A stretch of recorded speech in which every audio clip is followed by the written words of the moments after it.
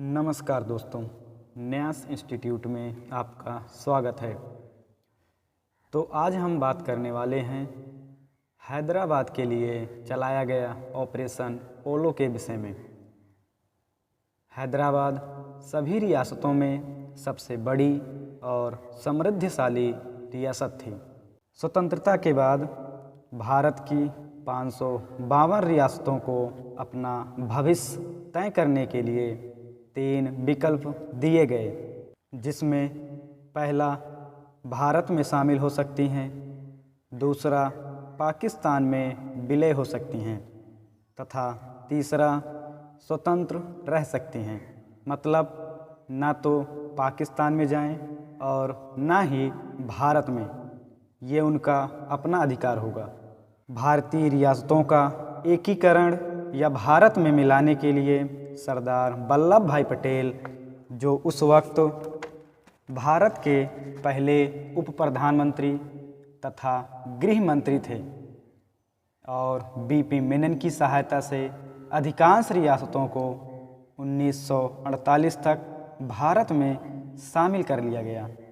15 अगस्त 1947 को भारत आज़ाद हुआ, लेकिन कई समस्याएं भारत को आज़ादी के बाद उपहार के तौर में मिली। इन्हीं समस्याओं को हम जम्मू कश्मीर, जूनागढ़ और हैदराबाद के रूप में जानते हैं।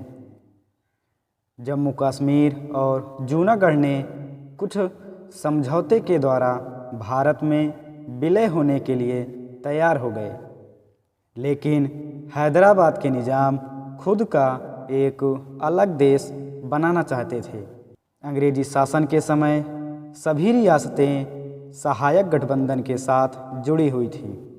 इस संधि के तहत सभी रियासतें अपनी सीमा के अंदर स्वतंत्र मानी जाती थीं। हैदराबाद इसी संधि के तहत खुद का अलग देश बनाने की मंशा रखता था। हैदराबाद रियासत की स्थापना मध्यकाल में निजामुल मुल्क आसफ जाह द्वारा 1724 में की गई। मुगलों ने उन्हें इस रियासत का गवर्नर नियुक्त किया था। 1948 में हैदराबाद के निजाम उस्मान अली खान अपना खुद का देश बनाने के लिए अपनी आर्मी भी तैयार कर ली थी, जिसे रजाकार कहा जाता था।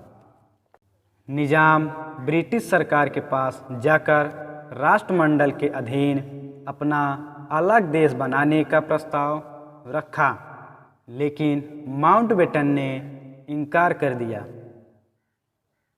आइए जानते हैं ऑपरेशन पोलो की पृष्ठभूमि के विषय में।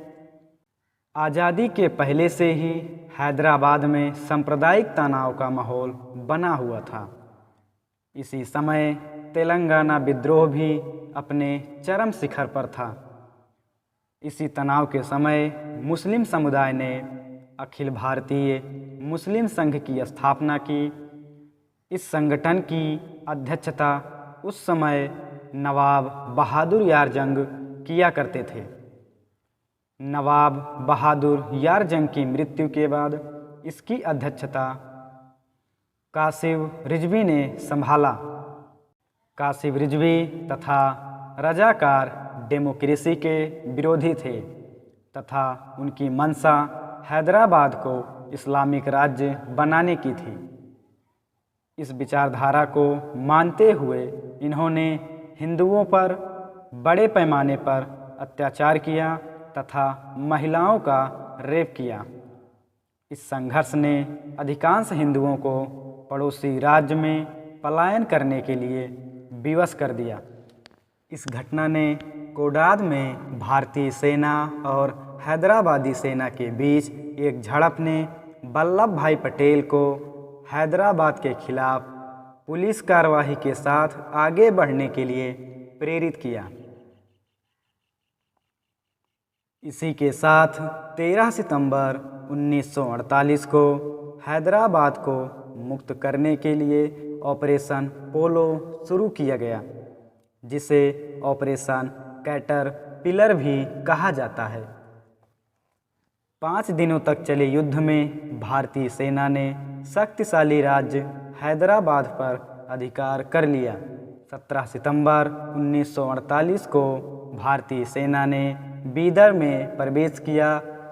पहली रेजिमेंट के नेतृत्व में सेना हैदराबाद से लगभग 60 किलोमीटर दूर चित्याल शहर में मौजूद थी, जबकि एक अन्य दल ने हिंगोली शहर पर कब्जा कर लिया। इसी के साथ 17 सितंबर को शाम 5 बजे निजाम ने युद्ध विराम की घोषणा की। इस तरह सशस्त्र विद्रोह समाप्त हुआ तथा हैदराबाद का विलय कर दिया गया। यह तो रहा ऑपरेशन पोलो। मिलते हैं इसी तरह की अन्य घटना के साथ। तब तक के लिए धन्यवाद।